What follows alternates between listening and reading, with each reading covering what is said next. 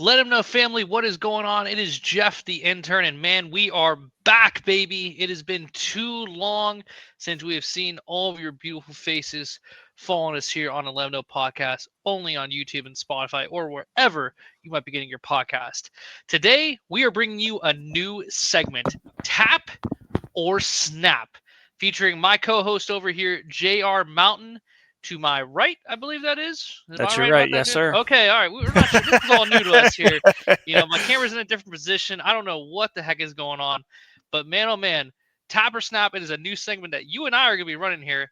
The first thing we're going to be talking about, though, is the new UFC 314 card coming to you this Saturday only on ESPN pay-per-view.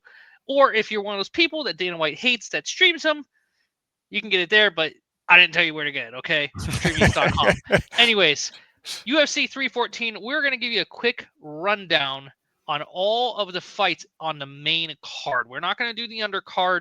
If you want to see some undercard stuff, you can catch that on my TikTok. I'll be doing more content actually with JR as we get on through the week. But we're going to talk about the main card right now. The first fight on the card, it's a big fight. Nikita Krylov versus Dominic Reyes. Krylov is the minus 188 favorite in this fight. Dominic Reyes is the plus 146 underdog. Nikita is coming off of a 2-year layoff due to a shoulder injury. His last match was in March of 2023, where he took on Ryan Spann in a very quick fight that ended via a first-round submission.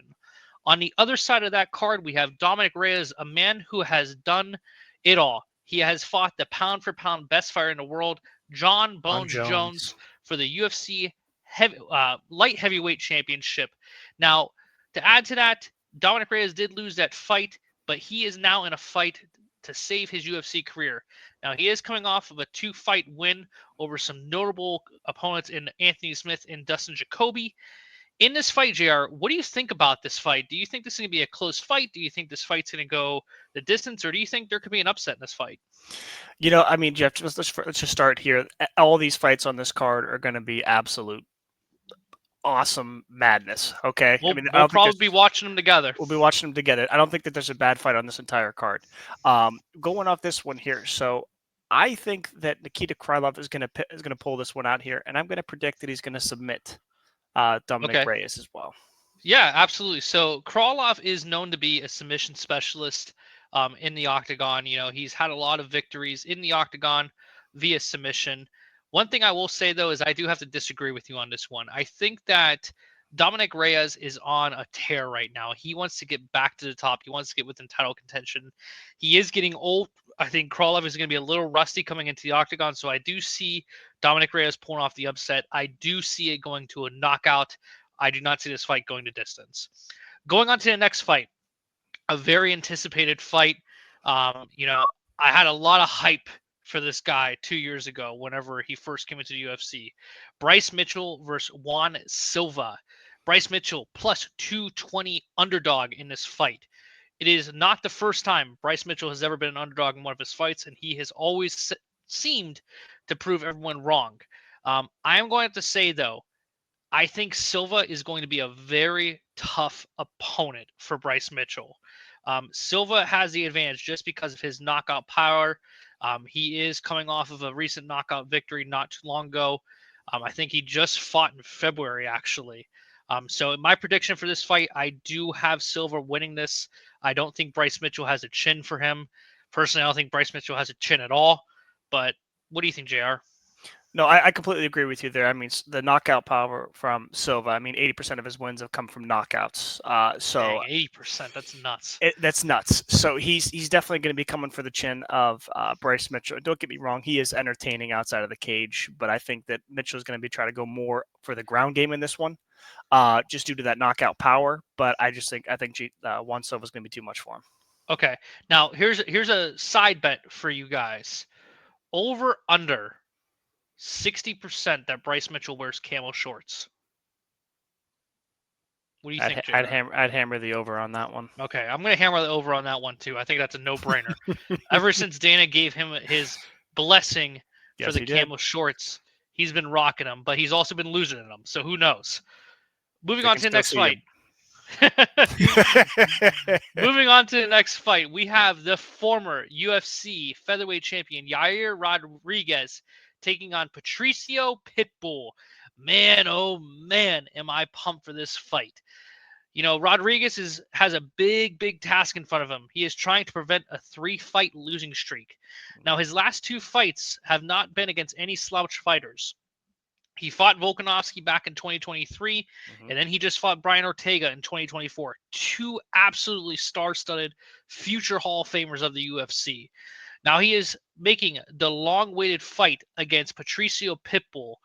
For those of you that don't know, Patricio Pitbull is new to the UFC, but he is not new to fighting. Patricio Pitbull is a 4-time Bellator featherweight champion, and now he is making the long-awaited next step to the UFC.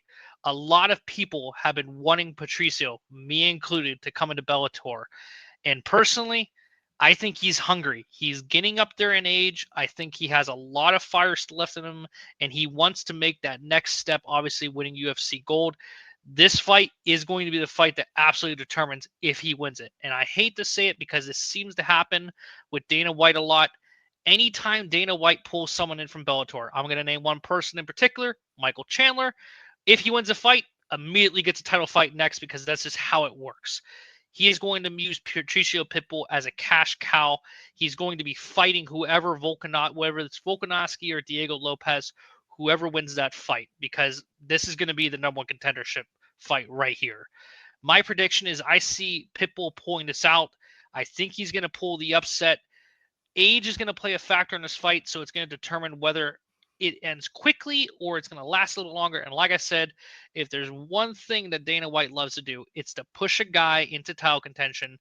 Pitbull, I think, can get there with a big win. I definitely agree with you there, Jeff. I think he's definitely hungry and he's got something to prove here coming from the Bellator over to the UFC. And yeah, I think that if he does get this fight, I agree with you. He's going to get that title shot at a typical Dana White fashion, as we've all seen. Yeah. And don't get me wrong, I love Dana White. I think he puts on nothing but the best here in the UFC. Pitbull is a big name for them to pick up. You know, when I saw this on the card, I saw Yair Rodriguez and said, oh, he's the former champ. There's no way he's going to lose this fight. But then it hit me that Patricio Pitbull is a Pitbull. He is someone that is a savage in the octagon. If anyone has not seen Pitbull fight, pull up YouTube, pull up TikTok, see this dude's insane kicking power. It is nuts. But moving on to the co-main event, Michael Chandler versus Paddy Pimblett. Man, oh man, enough cannot be said about this card.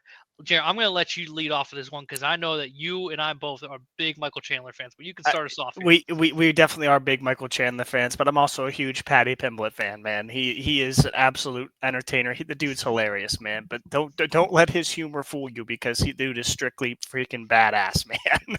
He is. He is an absolute he's a savage. He really is. But I do think in this one here that I think Paddy's going to get the best of Michael Chandler in this one. And I'm going to call for a submission in this one as well. Okay, so Chandler is plus 124 underdog in this fight. Paddy Pimblett is the obviously favorite at minus 160. Dana White, you know, he couldn't give us Chandler versus Conor, so he's going to give us Chandler versus Conor 2.0. Or I've even heard the saying being thrown around, and I think it's absolutely disrespectful, Timu McGregor. But realistically, this is probably going to be fight of the night. I don't see this fight not being fight of the night. I think I'm more excited for this than I am the main event.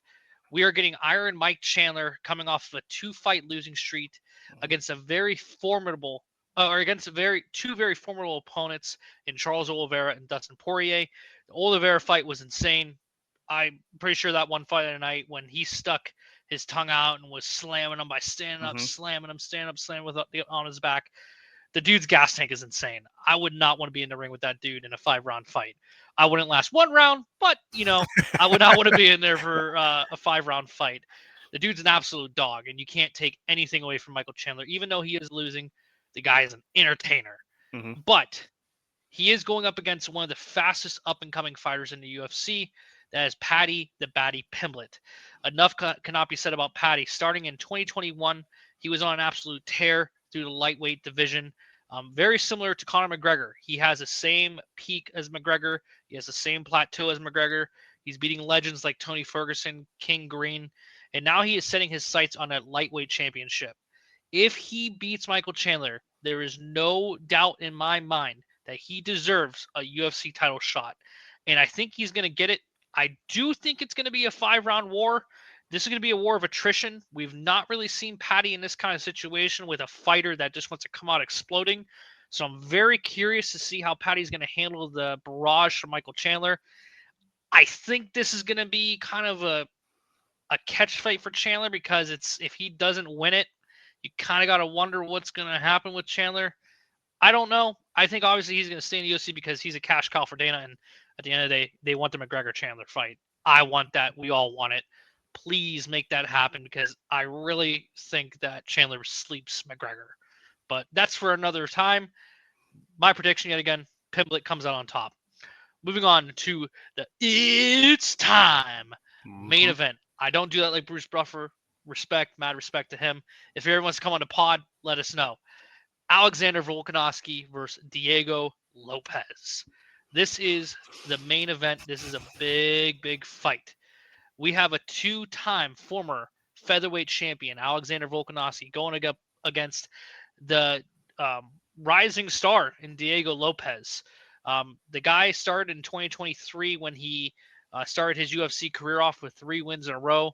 Then on to 2024 with 2 fights in a row. And now 2025 is here, and now he is getting a UFC title shot really quick. But I personally think he deserves it. But here's the thing. The man is facing one of UFC fans' most beloved fighters. He's a household name. I've been a massive fan of Alexander Volkanovski. I think he's an absolute badass in the octagon, an absolute cardio animal. But the last few years have not been too friendly to Volkanovski. He is 1-3 in 4 of his last 4 fights. 2 of those fights were going up against the lightweight division. He actually went up against Islam Makhachev, where he did get beat twice. That was very, very hard to watch as a Volkanovski fan. Still think he won the first fight, but he definitely got dominated in the second fight. Volkanovski also just lost to the previous featherweight champion, Ilia Topuria, where he did get knocked out. He got absolutely dominated. Before Topuria obviously vacated the title to move up to the lightweight division to fight Makhachev, which, funny, this is all kind of tying together because the Makhachev-Topuria fight is going to be insane when that happens, and I cannot wait for that to happen. But if there's ever been a fighter that wants to return to the top, his name's Alexander Volkanovski. He needs to recapture the momentum he had in 2016 to 2022. JR, pop quiz, do you know what Volkanovski's record was for that 7 years? Top of my head, I don't. Undefeated, 12-0. He went on a 7-year, 12-fight win streak in that division. He was an animal. A lot of people don't realize it because it was back in 2016, which is insane to me. I was 3 years out of high school, if that means anything. I'm 30 now. So I don't know who you have for this fight. I'm very curious to hear who you do have, though. You know, and just like you, I do like watching Volkanovski fight as well. And if I'm not mistaken, too, he had in that streak that you were talking about against Makhachev losing twice, as well as Topuria the loss. He also defeated another well-known Max Holloway too. Oh, that was a brutal fight too. Brutal fight. I mean, the dude's an absolute menace. In this one, though, I think that Diego Lopes actually is going to take this one. Wow. So this is one of the fights that we definitely don't agree on because this is a very even fight on the betting. This is a fight I am afraid to bet on because every time I bet on Volkanovski, he always loses. So I'm not going to bet on this fight. I'm going to bet on the other ones, though. So I'll be posting those betting odds in our Discord. So be sure to follow us on our Discord and be sure to follow us on our TikTok channel as well, too. But this is my prediction for this fight. Experience breeds victory in this fight. Volkanovski has way more 5-round fights under his belt. His cardio has proven it time and time again. However, I do not see this fight going the distance. I see this fight ending by the 3rd round with Volk's arm being raised. Volkanovski will be the new featherweight champion in the UFC. I think whoever wins that Yair Rodriguez fight is going to face him. However, though, I have a pretty quick side bet for you guys on this. On FanDuel and on DraftKings right now, if you place a wager for either a knockout, TKO, or disqualification in the 4th and 5th round, the betting odds right now are plus 2,000 and plus 2,500 for Volkanovski to win by either one of those decisions in the 4th and 5th round. Volkanovski always finishes his fights in the 3rd, the 4th, and the 5th round. Let that be a wager that you might be interested in. I don't know. Yet again, like I said, I'm not betting on this fight. I'm a little leery about it because I want Volk to win. But hey, I think that's a solid bet. I mean, plus 2,000, you put $100 on there. That's some quick change for you guys. But obviously, gamble responsibly. And obviously, other than that, we love you guys. We appreciate you. This was our first segment of Tap or Snap, baby. Thanks for joining us on Let 'Em Know Podcast, and we're going to be dropping more episodes like this as UFC events come out, and we're going to be dropping some more NFL action coming your way with the NFL Draft quickly approaching. We love you guys. Appreciate it. Make sure you hit that subscribe button at the bottom, and we'll catch you on the next one.